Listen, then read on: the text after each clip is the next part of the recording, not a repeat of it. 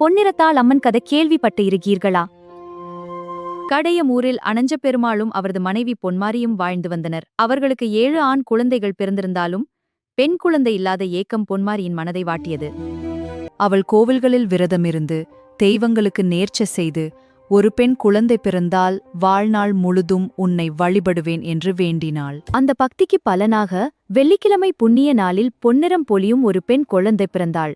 அவளுக்கு பொன்னிறத்தாள் என்று பெயர் சூட்டினர். நிறத்தாள் வளர வளர அவளது அழகு ஊரெல்லாம் புகழ் பெற்றது. ஒரு நாள் தோழிகளுடன் பந்து விளையாடிக் கொண்டிருந்த அவளை திருமலை நாயக்கன் தளவாயின் மகன் இணை சுரப்பெருமாள் கண்டு காதலித்தான். இரு குடும்பங்களின் சம்மதத்துடன் அவர்கள் திருமணம் செய்து கொண்டு மதுரையில் சந்தோஷமாக வாழ்ந்தனர்.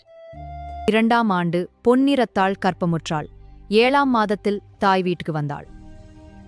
ஆனால் அவள் வந்த நாள் முதல் தொடர்ந்து தீய சகுனங்கள் தோன்றின. முளைப்பாரி அழுகியது, சுனையில் விட்ட முளை மூழ்கியது, பூனை பானையை உருட்டியது. தாய் கண்ட கனவும் பயங்கரமாக இருந்தது. மகளே, இன்று வெளியே போகாதே. விதி எழுதினதை யாராலும் தடுக்க முடியாது. என்ன இந்த புயல்? தோழிகளே, எங்கே போகிறீங்க? குளத்தில் நுழைக்கிறேன், உதவுங்க. தோழிகளே, என்ன விட்டு விட்டு போகிறீங்களா? நான் தனியாக மாட்டிக்கொண்டேன், யாரும் இல்லை.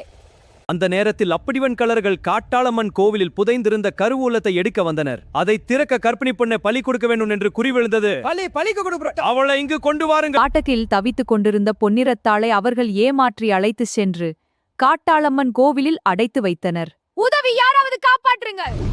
பிறகு நள்ளிரவில் கொடூர பலிகள் அனைத்தையும் செய்து 9 மாத கர்ப்பிணியான பொன்னிறத்தாளை பரன் மீது கட்டி வைத்து அவளது வயிற்றைக் கிழித்து குழந்தையும் பலிக கொடுத்து. இந்த அநியாயத்தைக் கண்டு காட்டாளம்மன் கருவூலத்தை திறந்து பொன்னை எடுத்த கள்ளர்கள் தப்பிக்க முனைந்த போது புலிகளையும் வேதாளங்களையும் ஏவி 61 பேரையும் அங்கேயே. இதற்கிடையில் பொன்னிறத்தாளை தேடி வந்த கணவன், தாய், அண்ணன்மார், உறவினர்கள் அவளது சிதைந்த உடலைக் கண்டு துயரத்தில் ஒவ்வொருவரும் உயிர் விட்டனர்.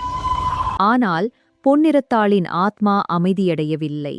அவள் சிவபெருமானிடம் சென்று பல வரங்கள் பெற்று உக்கிரமான இசக்கி அம்மனாக திரும்பி தன்னை பலி கொடுத்த கள்ளர்களின் குடும்பங்களையும் தன்னை காட்டிக் கொடுத்த வேதியனையும் அழித்து பழிவாங்கினாள். பின்னர் மதுரைக்குச் சென்று பேயுருவில் நகரமெங்கும் கலக்கம் உண்டாக்கினாள். அவளை யாராலும் அடக்க முடியவில்லை.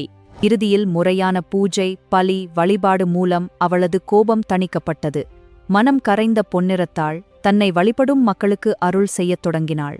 அவ்வாறே இன்று பொன்னிறத்தாள் அம்மன், இசக்கி அம்மன் என்ற நாட்டுப்புற தெய்வமாக மதுரை, நெல்லை, கடையம் உள்ளிட்ட பல ஊர்களில் கோவில் கொண்டு அருள் புரிகிறாள். Like, subscribe and comment.